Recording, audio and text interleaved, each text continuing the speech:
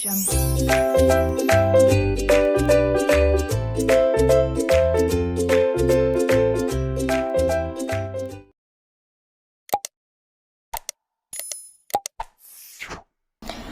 hello everyone and welcome back to my channel name Learning to Learn. So yes, last में हमने किया था strategic management में, अगर मैं आपको दिखा पाऊँ तो we started with what do we understand by the term business.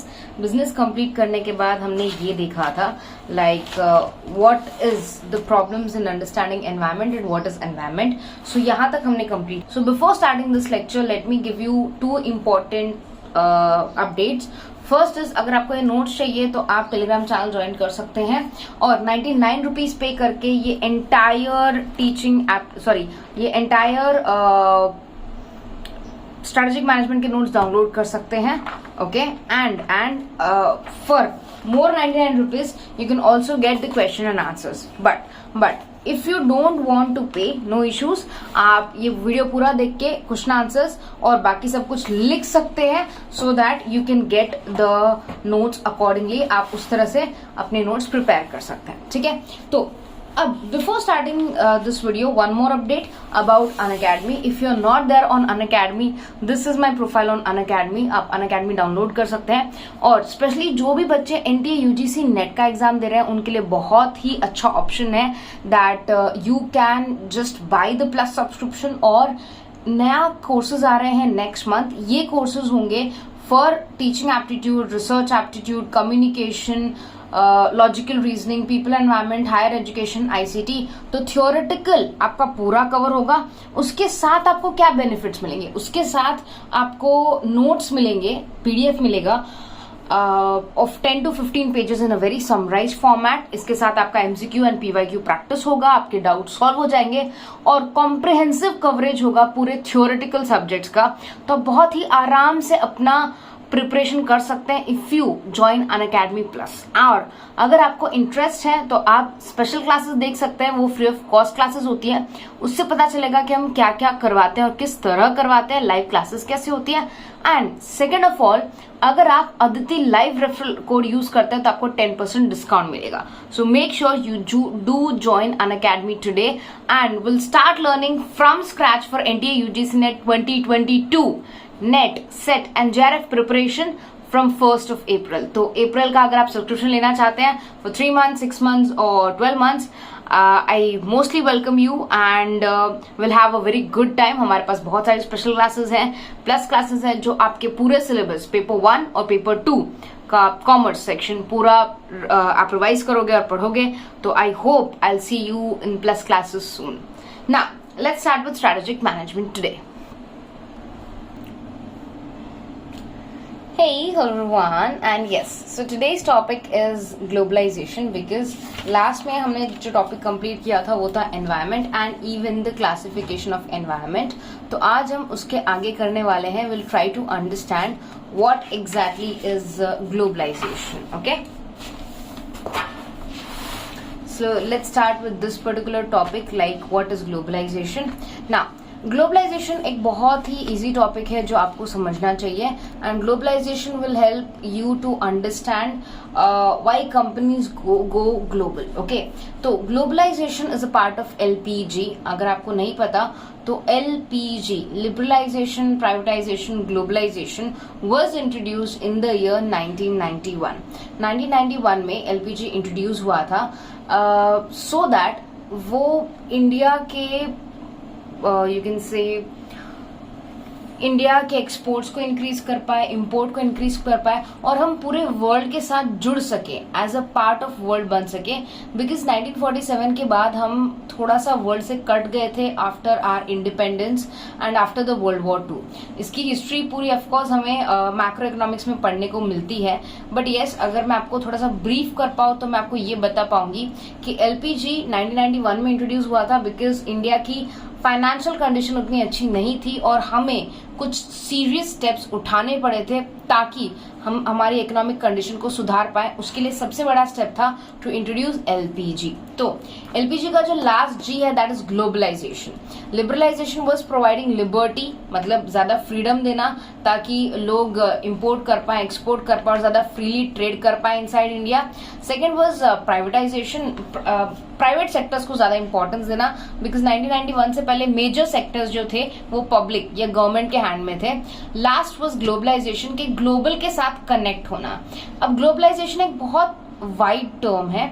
Globalisation का मतलब सिर्फ और सिर्फ बिजनेस करना नहीं, सिर्फ बिजनेस करना मात्र ग्लोबलाइजेशन नहीं हो सकता। Globalisation is the concept of global village. जैसे एक गांव में हर एक इंसान दूसरे इंसान को जानता है, वैसे ही हम अगर पूरे ग्लोब को विलेज बना दें, मतलब पूरे विश्व को अगर एक गांव जैसा बना दें, तो हम एक दूसरे को ज्यादा अच्छे से जान पाएंगे, समझ पाएंगे और ज्यादा बेहतर बिजनेस कर पाएंगे। तो ग्लोबलाइजेशन बेसिकली एक प्रोसेस होता है जहां पे हम पूरे वर्ल्ड को इंटीग्रेट करते हैं। इंटीग्रेट मतलब एक साथ लेकर आते हैं इनटू अ ह्यूज मार्केट। हम पूरा उनका एक मार्केट बना देते हैं, उसे हम क्या कहते हैं? ग्लोबलाइजेशन। अब कंपनी लेवल में अगर हम बात करते हैं तो ग्लोबलाइजेशन का मतलब दो होता है, दो चीजें होती हैं, दो थिंग्स होते हैं, ठीक है। First, the company commits itself heavily with several manufacturing locations around the world. तो कंपनी सिर्फ एक कंट्री तक सीमित नहीं रहती, कंपनी मल्टीपल कंट्रीज में डील करती है, मल्टीपल कंट्रीज में काम करती है, मल्टीपल कंट्रीज में अपने शाखाएं, ब्रांचेस और इवन मैन्युफैक्चरिंग यूनिट्स लगाती है, पहली बात। दूसरा, it also means ability to compete the domestic market with foreign competitors.